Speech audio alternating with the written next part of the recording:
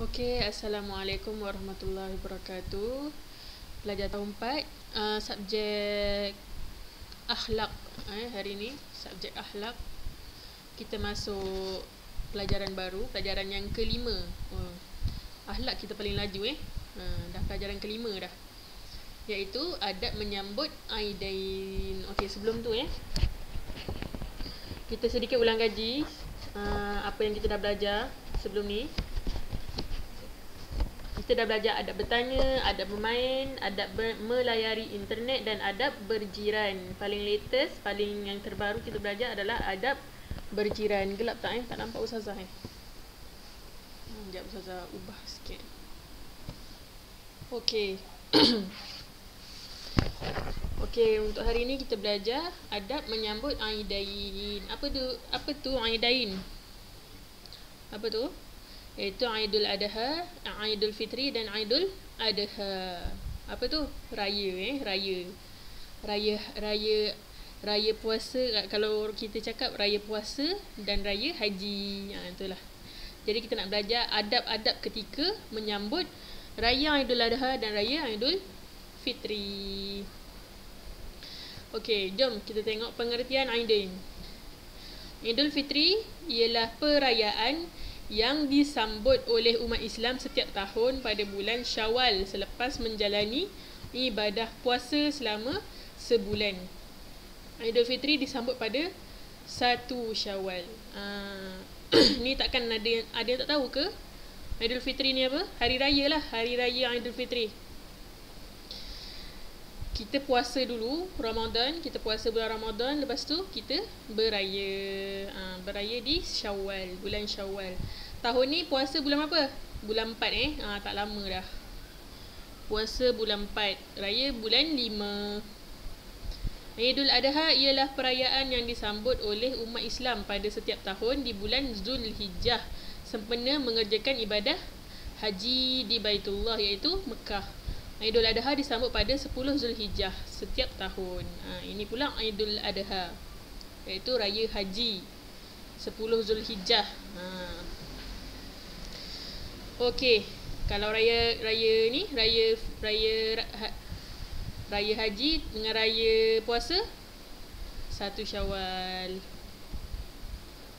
Raya haji 10 Zulhijjah. Okey, lafaz takbir raya. Takbir hari raya ada dua Idul Adha dan Idul Fitri, sama je lafaz takbirnya. Okey, macam mana ni? Lafaz sama-sama kita sama-sama mengucapkan takbir.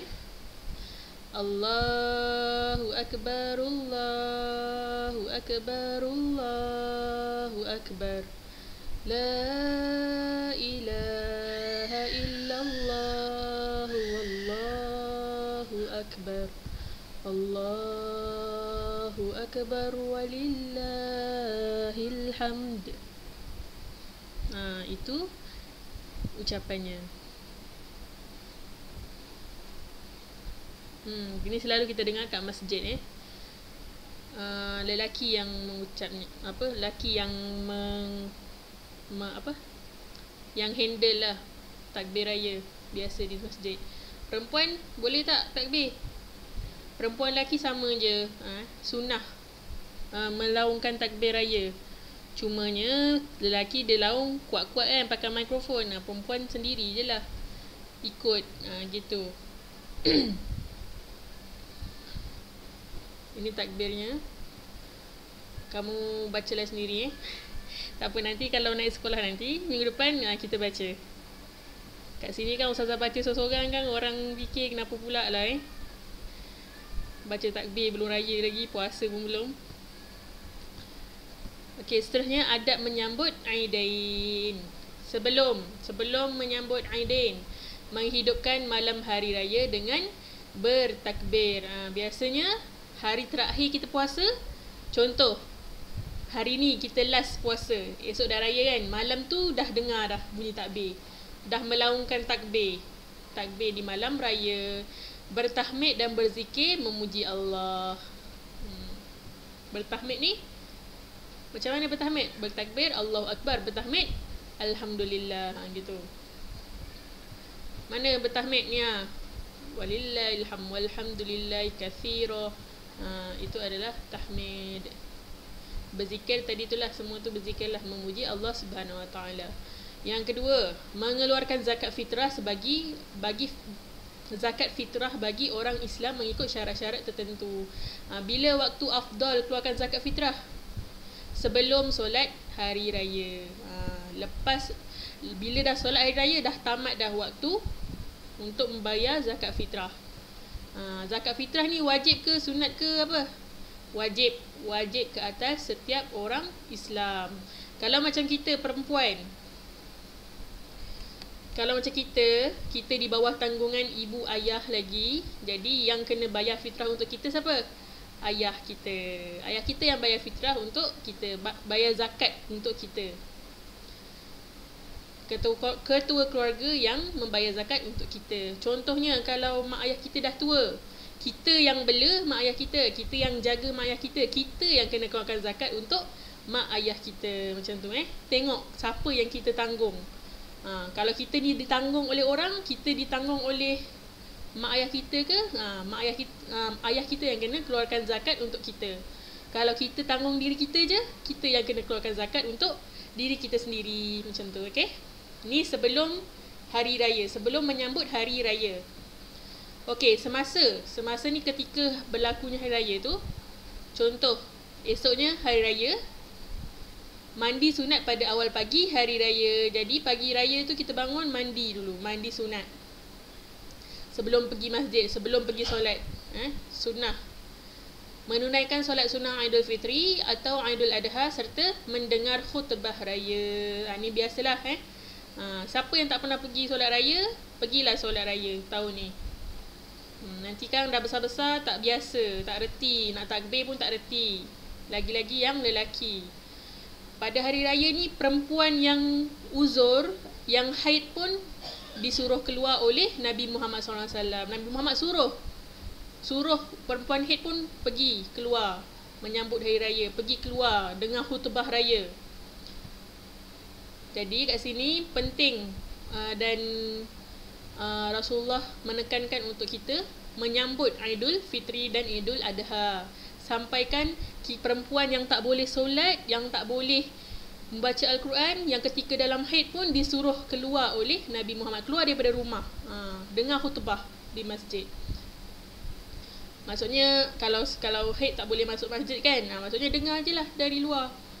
Kalau dulu zaman Nabi Muhammad SAW, masjidnya tak macam masjid sekarang. Jadi perempuan tu perempuan haid boleh je dengar khutbah. Okey. Banyak bersedekah pada hari raya bagi membantu orang fakir dan miskin. Okey, ni adabnya lah semasa hari raya ni. Berpakaian baru, kemas dan cantik serta memakai wangian.